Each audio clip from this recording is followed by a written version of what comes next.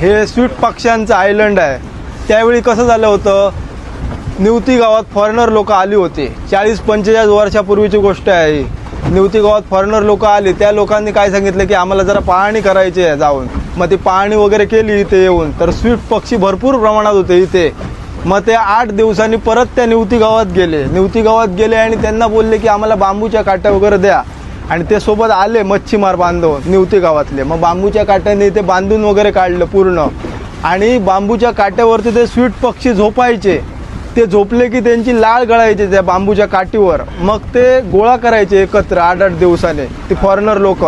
आणि ते ड्रग्ससाठी यूज करायचे. हे इथे कसं झालं होतं, त्यावेळी लाईटची सेवा इथे पोचू शकली नाही. म्हणून ते त्यावेळी नंतर त्यांनी लाकडं आतमध्ये टाकून मशाल वगैरे दाखवली. आणि लाकडं पेटून आग पेटून ते बाहेरून जहाज हे जात होती. म्हणून तो सिग्नल होता त्यांचा. 1931 साली जॉन ओसलँड म्हणून नावाचा निरीक्षक आला. तो त्याने तिकडे ट्रान्सफर केला. तो बघा न्यू लाईट हाऊस. आणि इथे या दगडावरून लाईट गेली होती त्यावेळी तुफानाच्या वेळी. मग ते तिकडे ट्रान्सफर केला. ते बघा. नमस्कार मित्रांनो, आज मी मामाकडे गेलेलो असोय. तर आज आमका निवतेक जायचं होतं. मामा आमका बोललेलं आहे. तर आज आमच्या बरोबर मयूर साटेकर असा. तर ना आमका ते निवतीवाल्यांनी त्याचं 10 वाजता पोचा सांगलेला. तर आमका त्याची तयारी करायचं 10 वाजले. मला आता आम्ही त्याच्या पोचल्यानंतर व्हिडिओ चालू करूया.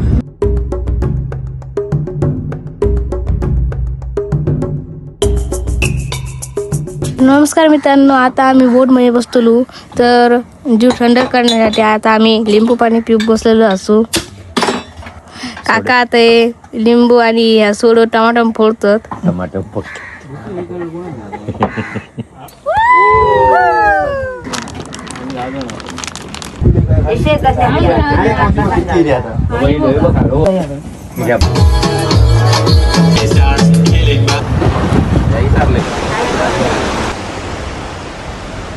हे फायनली आपण पोचलो आहोत निवती लाईट हाऊसला. हे सिगल आयलंड आहे. हे तुम्हाला जर गुगल मॅपवर तुम्ही सर्च केलं तर हे पूर्ण आयलंड तुम्हाला सिगल सारखं दिसणार. म्हणून त्याला सिगल आयलंड बोलतात. ही केव आहे. ही बघा, ही छोटी केव आहे. ही स्वीट पक्ष्यांची केव आहे. या स्वीट पक्ष्यांचे घरटे होते लाळेपासून बनवलेले त्यावेळी. ही बघा समोर तुम्हाला दिसतंय. इथे हा पॉईंट स्कुबा डायव्हिंगचा क्लासरूम आहे. इथे स्कुबा डायव्हिंग होते. इथे मालवणवरून तारकर्ली बीचवरून स्कुबा डायव्हिंगसाठी लोक येतात. इथे डीप स्कुबा डायव्हिंग करतात. इथे तुम्हाला पर पर्सन 5,000 रुपये फी आहे स्कुबा डायव्हिंगची. 1 तास तुम्हाला खाडीत त्यांच्या हे ट्रेनिंग देणार. मग तुम्हाला इथे घेऊन येणार. पूर्ण मेडिकल चेकअप वगैरे होणार. तिथे मोठे मासे वगैरे इथे दाखवले जातात.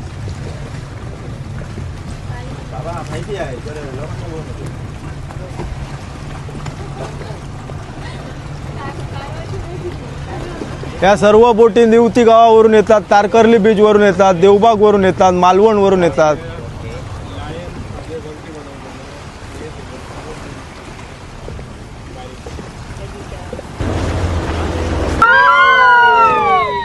हे बघा, हे इथे आहे ते ओल्ड लाईट हाऊस. हे 1800 दशकातलं हे बघा ओल्ड लाईट हाऊस. हे इथे कसं झालं होतं, त्यावेळी लाईटची सेवा इथे पोचू शकली नाही.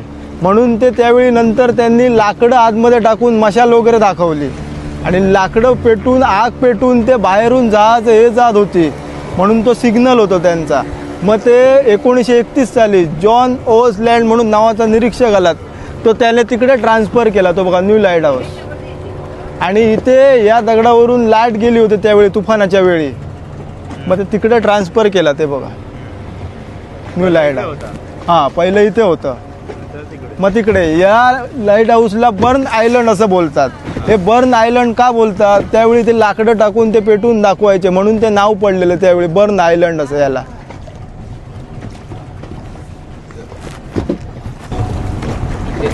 कोरल बोलतात त्याला. पण तुम्ही ज्यावेळी जे तुम्हाला आता आयलंड दिसतंय हे स्वीट पक्ष्यांचं आयलंड आहे. त्यावेळी कसं झालं होतं, निवती गावात फॉरेनर लोक आली होती. 40-45 वर्षापूर्वीची गोष्ट आहे ही. निवती गावात फॉरेनर लोक आली. त्या लोकांनी काय सांगितलं की आम्हाला जरा पाहणी करायची आहे जाऊन. मग ती पाहणी वगैरे केली इथे येऊन. तर स्वीट पक्षी भरपूर प्रमाणात होते इथे. मग ते 8 दिवसांनी परत त्या निवती गावात गेले आणि त्यांना बोलले की आम्हाला बांबूच्या काट्या वगैरे द्या. आणि ते सोबत आले मच्छीमार बांधव निवती गावातले. मग बांबूच्या काट्याने ते बांधून वगैरे काढलं पूर्ण. आणि बांबूच्या काट्यावरती ते स्वीट पक्षी झोपायचे.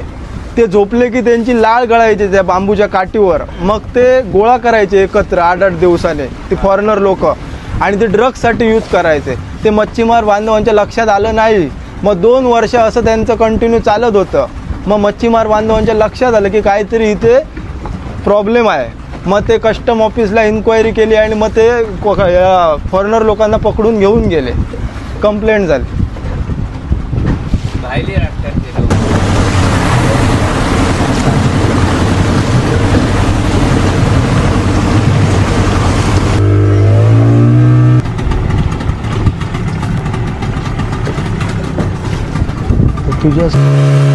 आपण जे या पॉइंटला आलो इकडे बघा तुम्हाला लाटं वगैरे जास्त प्रमाणात दिसत नाही. हे बघा शांत ठिकाण वाटतंय तुम्हाला. इकडे जास्त लाटं नाही आहेत. मग इथे कसं हे खडकाळ भाग जरा बाहेर आलाय त्यामुळे इकडे सपोर्ट भेटतो. इकडे रिअल स्टोरी आहे. आमच्या इकडची बोट फिशिंगसाठी गेली होती. मग ते अचानक कमी दाबाचा पट्टा होऊन ते वादळी वारे वगैरे तुफान झालं होतं. मग ती इकडे येऊन 2 दिवस अँकर टाकून उभी होती बोट. मग 2 दिवस शांत झालं वातावरण तसं मग निघून गेली.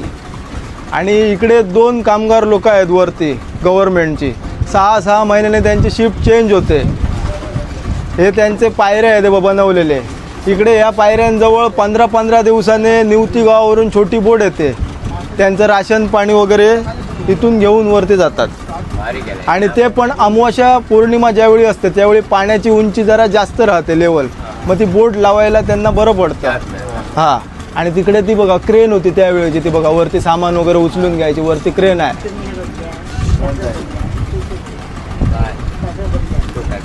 वरती लाईट वगैरे काही नाही. जनरेटर आणि सोलार आणि पाण्याची सोय. पाण्यात त्या साईडनं पाईप टाकलेले आहेत. म्हातारी चूच्या बाजूला पाईप आहेत. ते फिल्टर करतात यूज करण्यासाठी. आणि बाकीचं पाणी त्या छोट्या बोटने बिस्लरी वगैरे घेऊन येतात. कधी माहिती? हां माहिती कधी? माहिती कधी?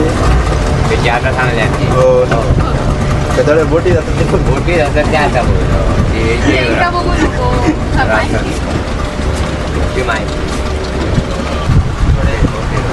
बाहेर थोडे नाही थोडे म्हणजे ते का इतके जे बाया मोठे ते भरल्यासारखे असतात. जाऊया थोडे या.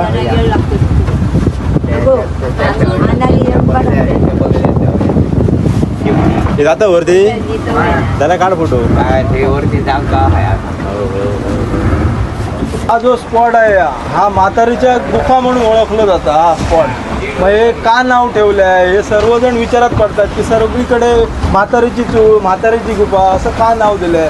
तर त्यावेळी कामगार लोक वरती यायची. मग ते एक कामगार जर आला तर तो फॅमिलीला घेऊन वरती यायचा. आणि तो 2-2, 3-3 महिने सतत काम करायचा वरती. मग ते अपडाऊन करायला काही चान्सच नाही. त्यामुळे ती एक म्हातारी त्यावेळी पडून ऑफ झाली होती इकडे. म्हणून ते या साईडला म्हातारीची चूळ म्हातारीची गुफा असं नाव ठेवलं त्यावेळच्या लोकांनी. ते अजूनपर्यंत चालतंय तसं.